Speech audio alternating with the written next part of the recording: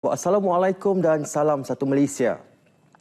Seramai 2,400 daripada 100,000 pemandu teksi dan pengendali perkhidmatan e-hailing di seluruh negara telah berdaftar dan dilindungi skim di bawah Skim Keselamatan Sosial Pekerjaan Sendiri. Ini merupakan salah satu skim baharu yang diperkenal Perkeso yang diwajibkan kepada pemandu teksi berkuat kuasa 1 Jun tahun lalu di bawah Akta Keselamatan Sosial Pekerjaan Sendiri 2017, Akta 789 bagi melebarkan jaringan keselamatan sosial di negara ini. Pengurus Besar Bahagian Skim Pekerjaan Sendiri Perkeso, Ismail Abi Hashim berkata, daripada jumlah itu hanya 613 orang pemandu teksi di Selangor yang mencarum skim tersebut. Memandangkan jumlah yang masih lagi rendah itu, Perkeso menyeru agar semua pemandu teksi segera mendaftar agar kebajikan mereka dan keluarga dapat dilindungi.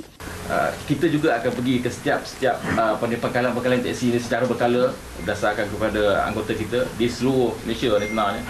Kita akan pergi jumpa untuk menjelaskan apa yang kita sediakan dan bagaimana untuk mereka perlu mencarum supaya apa-apa kemalangan berlaku, pemandu teksi ada pembelaan. Beliau menghadiri penyerahan cek hilang upaya sementara kepada seorang pemandu teksi. Cek disampaikan Adun Semenyih Datuk Johan Abdul Aziz di Semenyih. Sementara itu, penerima skim berkenaan Primraj Singh Sinhu Mindar Singh mengakui skim tersebut merupakan antara skim terbaik yang menjaga kebajikan pemandu teksi. Primraj ditimpa kemalangan pada 28 Oktober lalu ketika dalam perjalanan ke KLIA untuk mengambil teksinya di bengkel. Dia yang cedera parah di beberapa anggota badan telah dikejarkan ke Hospital Putrajaya. Kalau boleh pemandu di luar sana, sebab malang tidak berbau kan, kita tak tahu apa nak jadi dengan kita kan. Saya mula mencarum pada bulan Jun dan terlibat dalam kemalangan pada bulan Oktober kan. So saya memang bersyukurlah at least dapat sedikit banyak menampung belanja rumah kan untuk.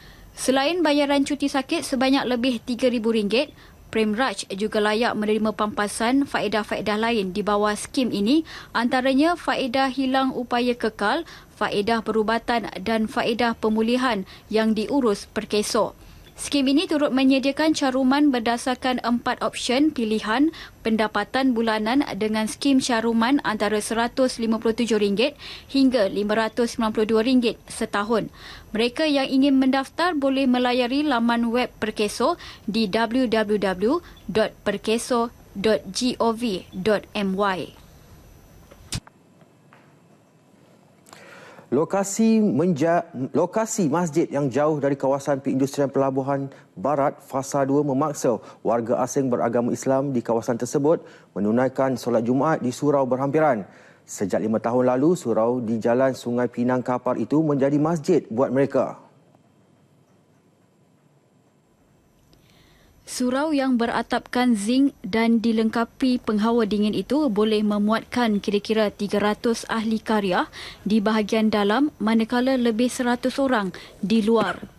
Malah Imam Bilal serta ahli jawatan kuasa surau berkenaan terdiri daripada warga Bangladesh. Difahamkan teks khutbah Jumaat diambil dari negara Bangladesh dan bukannya dari pihak Majlis Agama Islam Selangor, MAIS. Malah ketika khutbah, khatib menggunakan bahasa Bangladesh sebagai bahasa perantara. Berikutan kebanyakan jemaah adalah dalam kalangan mereka. Khutbah itu Arabi, tapi itu saya itu tafsir itu sekap lagi itu Bangladesh punya. Semua orang itu sini Bangladesh, Melayu punya hari Jumat itu sikit-sikit ada, tapi 5 waktu Melayu punya orang itu kadang-kadang 20 orang mari, kadang-kadang 50, kadang-kadang 8 orang mari sini kerja punya orang, Melayu pun punya orang ini ada sini. Bagaimanapun, penduduk sekitar agak ragu-ragu berhubung sah solat berkenaan serta khutbah yang tidak mempunyai permit daripada MAIS. Daripada segi hukum saya rasa mungkin tidaklah, pasal apa ianya melibatkan daripada segi kesucian tempat dengan keadaan tu, saya rasa mungkin tak boleh lah. Pasal apa, teks-teks daripada kerajaan, MAIS apa semua tu tidak diajukan ke sini. Jadi saya rasa pihak-pihak berwajib haruslah menitik beratkan keadaan ini lah. Surau yang tidak bernama itu dilaporkan dibina khas oleh warga Bangladesh dengan kerjasama warga Pakistan, Indonesia dan masyarakat sekitar. Ia bagi memudahkan golongan migran itu yang kebanyakannya tidak mempunyai pengangkutan untuk ke masjid yang terletak jauh dari kawasan tersebut. Sini kita tak ada tempat surau, masjid pun tak ada, jauh-jauh ada. Tapi kita sendiri kumpul duit, kita buatlah satu surau, ambil Bangladesh punya imam. Kita hari Jumat dekat 300 lebih orang ada. Kita nak pergi jalan kaki pun tak boleh. Itu pasal kita sendiri kumpul-kumpul duit, kita buat ini surau. Sementara itu, Timbalan Ketua UMNO bahagian Kelang, Datuk Syed Rajesh, Datuk Sheikh Ahmad berkata, pihaknya akan menjalankan pemeriksaan berkala di surau itu serta memberi nasihat dan tunjuk ajar kepada imam serta ahli karyahnya supaya tidak bercanggah dengan peraturan agama Islam negeri Selangor.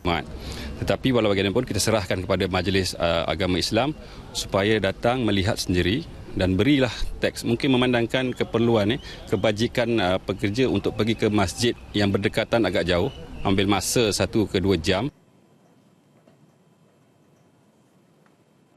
Laporan itu tadi mengakhiri paparan dari Selangor hari ini. Saya Daski Syaiwas, hingga berjumpa lagi kembali kepada Kamal Firmansyah di Angkasa Puri. Silakan Kamal.